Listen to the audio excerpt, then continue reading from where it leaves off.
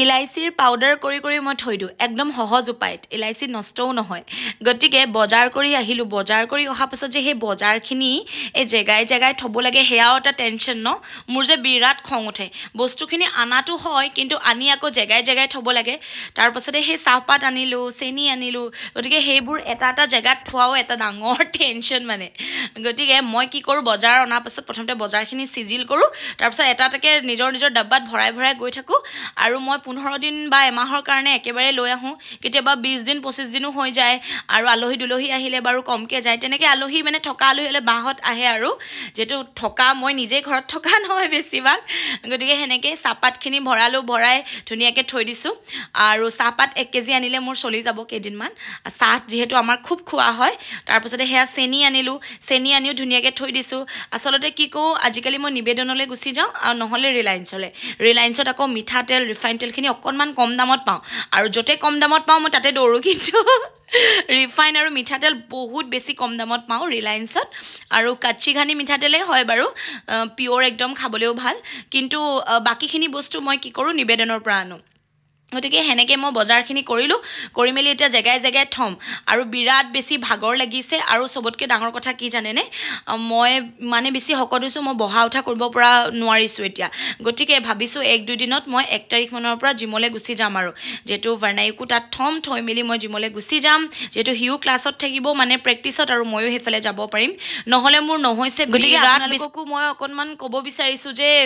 একদমেই খাব নালাগে আচলতে মই বিৰাট বেছি ভুল কৰোঁ মই খুব খাওঁ মানে খাই বিৰাট ভাল পাওঁ আচলতে বাকী বস্তুতকৈ মই ভাতকেইটা খাই বেছি ভাল পাওঁ আৰু ভাত আৰু মাংস খাই বেছি শকত হ'লোঁ কিন্তু মই এক টাইমে খাওঁ হ'লেও মোৰ কি হৈছে নাজানো মই ইমানেই বেছি বাঢ়িছোঁ মানে ভাবিব নোৱাৰা ওপৰৰ অংশটো মই শকত হৈছোঁ মানে কঁকালৰ পৰা ভৰিকেইটা ইমান বেছি শকত নহয় কিন্তু ওপৰৰ ছাইডটো বেছি শকত হৈছোঁ যাৰ কাৰণে মোৰ উশাহ লোৱাও এতিয়া লাহে প্ৰব্লেম হৈ যাব কাৰণ 85 কেজি ধেমালি নহয় সেয়াই আচলতে বহুত কষ্ট কৰিলোঁ আগতে ক্ষীণাবলৈ কিন্তু নিক্ষীণাও এইবাৰ ভাবিছোঁ নাই পুৰা একদম খোজ কাঢ়িব লাগিব দৌৰাদৌৰি কৰিব লাগিব আৰু সময় মিলাবলৈ দিগদাৰ জানেনে কিন্তু নিজৰ বডিটোৰ কাৰণে সময় সঁচাকৈ দিবই লাগিব নহ'লে সেই বডিটো একো কাম নকৰাই হৈ যাব আচলতে ধন সম্পত্তি যত যিমান থাকিলেও সেই বেমাৰ আজাৰটো হ'লে মানে চব মিছা আৰু মানে গতিকে মই ভাবোঁ লাগিলে যিয়ে নহওক শৰীৰটো ভাল হৈ থাকিব লাগে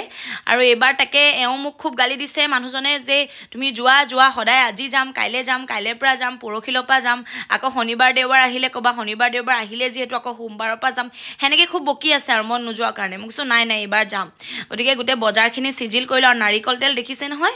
এইটো ইমানখিনি মোক লাগিবই কাৰণ মই খুব মুখত সানো আপোনালোকে জানে ৰাতি হোৱাৰ আগত খুব গালত সানো নহ'লে মোৰ মুখখন একেবাৰে অৱস্থা নাইকিয়া হৈ গৈছিলে আগত আৰু সেয়া বাচনখিনি ধোৱাৰ পাছত সেইবোৰ এটাকে চিজিল কৰাৰো মানে কি ক'ম আৰু উপায় নাই আৰু মই সেই আলু গুচাই থৈছিলোঁ কাৰণ মোৰ ভাত বনাবলৈ হৈয়ে যাব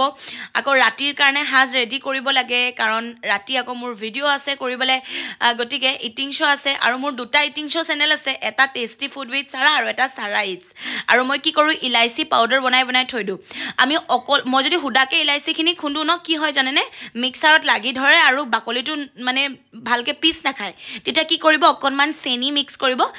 মিক্স কৰি মেলি ধুনীয়াকৈ ইয়াতে মাৰি দিয়াৰ লগে লগে মানে মিক্সাৰত ধুনীয়াকৈ একদম গুড়ি হৈ যাব পাউডাৰ হৈ যাব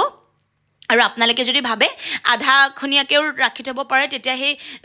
ইলাইচিৰ আধা মানে টুকুৰা বাকলিটোও মজা লাগিব গতিকে সেয়া মই চব্জিত দিম পোলাওত দিম অকণমান চাহত দিম সেনেকৈ মই ইলাইচি ধুনীয়াকৈ পাউডাৰ কৰি থৈ দিওঁ আৰু তেতিয়া ভাল আৰু ন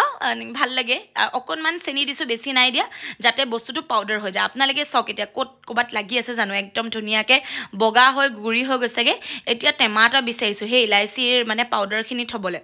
সেয়াও এটা টেনশ্যন সেয়া টেমা এটা পালোঁ পাই মেলি ইয়াতে বোলো থৈ মেলি ধুনীয়াকৈ এচামুচকৈ উলিয়াই মেলি থৈ দিওঁ মানে এনেই নাথাকোঁ বুজিছেনে কিবা নহয় কিবা কৰি থাকোঁ মুঠতে নিজৰ লগত ব্যস্ত হৈ থাকোঁ একো কথা ভাবিবলৈ সময় নাই একো নিগেটিভ কথা দিমাগলৈ নাহে যদিও নিগেটিভ কথা দিমাগলৈ আহে বা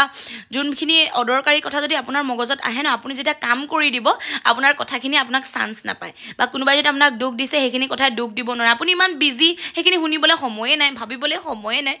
ইমান কাৰা গোন্ধাইছে গতিকে